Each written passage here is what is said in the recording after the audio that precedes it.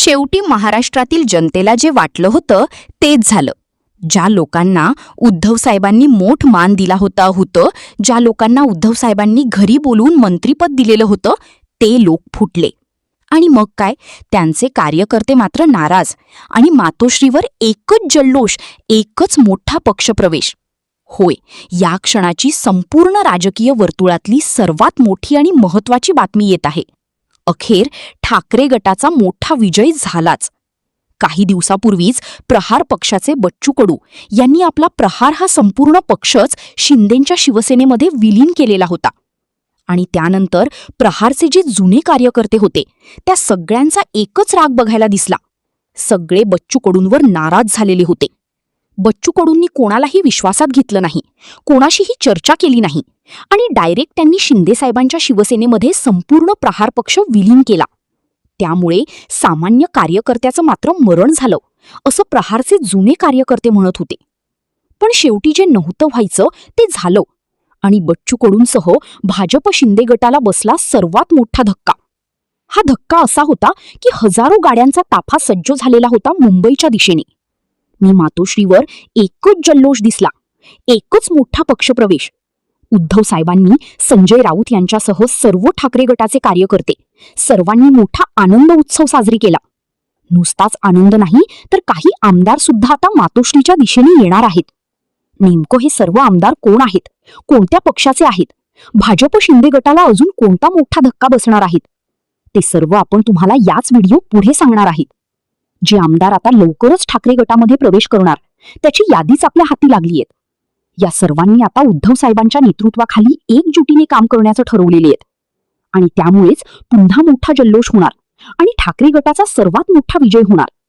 आता या सर्व आमदारांची, हे सर्व कार्यकर्ते कोणत्या मतदारसंघातले आहेत, कोणत्या पक्षातले आहेत, ते सर्व आता आपण तुम्हाला पुढील सगळं दाखवणार.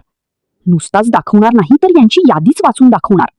त्यामुळे तुम्हाला एक काम करायचं आहे, हा व्हिडिओ पूर्ण शेवटच्या मिनिटापर्यंत बघत राहणे. अजिबात कुठेही हा अर्धवट व्हिडिओ सोडू नका, पूर्ण बघत राहा. आणि या महत्त्वाच्या आणि मोठ्या आनंदाच्या बातमीसाठी आत्ताच व्हिडिओला एक लाईक करा. लगेच एक लाईक झालाच पाहिजे. अहो, उद्धव साहेब ठाकरे जेव्हा मुख्यमंत्री झाले होते तेव्हा त्यांनी आमदार बच्चू कडू यांना सन्मानाने मातोश्रीवर बोलावली, त्यांचा मोठा सादर सत्कार केला. नुसताच सादर सत्कार नाही तर त्यांना शेवटी महाराष्ट्रातील जनतेला जे वाटलं होतं तेच झालं. ज्या लोकांना उद्धव साहेबांनी मोठ मान दिला होतं, ज्या लोकांना उद्धव साहेबांनी घरी बोलवून मंत्रिपद दिलेलं होतं, ते लोक फुटले. आणि मग काय, त्यांचे कार्यकर्ते मात्र नाराज. आणि मातोश्रीवर एकच जल्लोष, एकच मोठा पक्षप्रवेश. होय, या क्षणाची संपूर्ण राजकीय वर्तुळातली सर्वात मोठी आणि महत्त्वाची बातमी येत आहे. अखेर ठाकरे गटाचा मोठा विजय झालाच. काही दिवसापूर्वीच प्रहार पक्षाचे बच्चू कडू यांनी आपला प्रहार हा संपूर्ण पक्षच शिंदेंच्या शिवसेनेमध्ये विलीन केलेला होता. आणि त्यानंतर प्रहारचे जे जुने कार्यकर्ते होते त्या सगळ्यांचा एकच राग बघायला दिसला.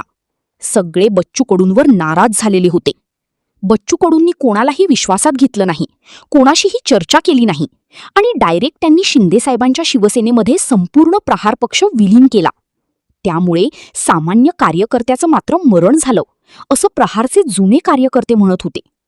पण शेवटी जे नव्हतं व्हायचं ते झालं आणि बच्चू कडूंसह भाजप शिंदे गटाला बसला सर्वात मोठा धक्का.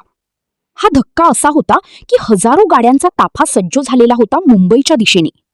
मी मातोश्रीवर एकच जल्लोष दिसला, एकच मोठा पक्षप्रवेश. उद्धव साहेबांनी, संजय राऊत यांच्यासह सर्व ठाकरे गटाचे कार्यकर्ते सर्वांनी मोठा आनंद उत्सव साजरी केला. नुसताच आनंद नाही तर काही आमदार सुद्धा आता मातोश्रीच्या दिशेने येणार आहेत.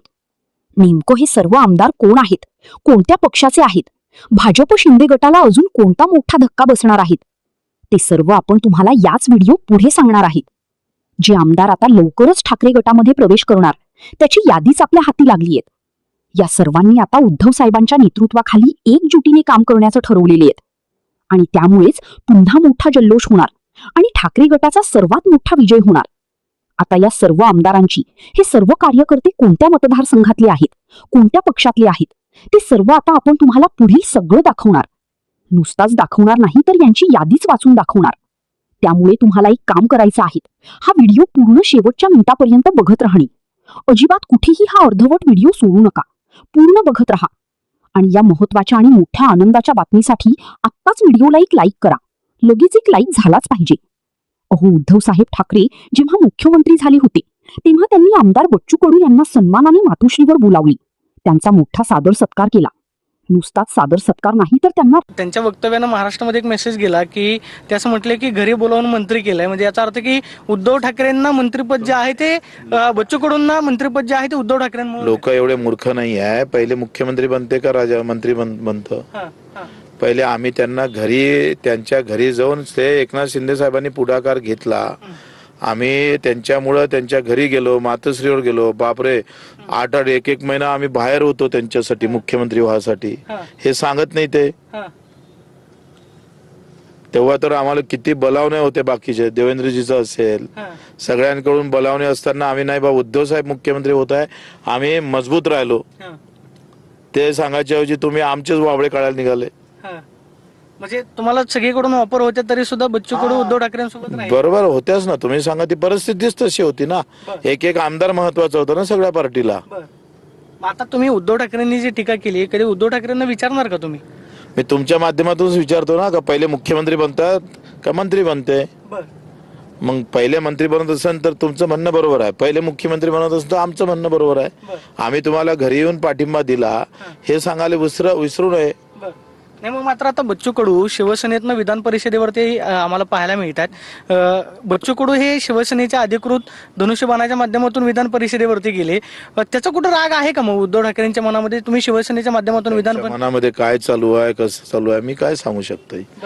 पण त्या एवढ्या मोठ्या माणसांनी म्हणजे त्या 7 वर्षानंतर तो विषय काढत असेल, तो चुकीच्या पद्धतीने नेत असेल तर त्याचं थोडं वाईट वाटतं, दुसरं काही नाही आहे. त्यांनी असं बोलायलाच नाही पाहिजे होतं खरं तर. म्हणजे बच्चू कडूंना जे मंत्रिपद मिळालेलं होतं ते अपक्षांचा पाठिंबा उद्धव ठाकरेंना दिला आणि तुम्ही स्वतः त्यांच्याशी बोलणं करून घेतलेलं होतं. माझा आमच्याजवळ मंत्री नसतं. आता मी काही आमदार नाही आहे, काहीच नाही. मला विधान परिषदेवर साहेबांनी घेतलं, एक म्हणणे मी मान्य करू. पण तेव्हा आमचे 2 आमदार तुम्हाला पाठिंबा दिले, हे उद्धव साहेब विसरले का तुम्ही? तुम्हाला ते मुख्यमंत्र्यांच्या पाठिंब्यासाठी किती महत्वाचं होतं ते विसरले का?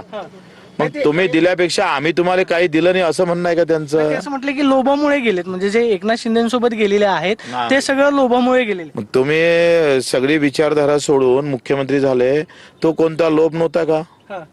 तुम्ही सांगा. काँग्रेस आणि राष्ट्रवादी सोबत वैचारिक आपण काही पटत नव्हतं. तशा प्रकारे बाळासाहेबांचे भाषण आम्ही ऐकत होतो का एकदाचं डुबलं तरी चालेल पण आम्ही काँग्रेस होऊ देणार नाही पक्षाचं. असं असताना सुद्धा ती विचारधारा सोडून तुम्ही जेव्हा मुख्यमंत्री झाले, तो लोभ म्हणावा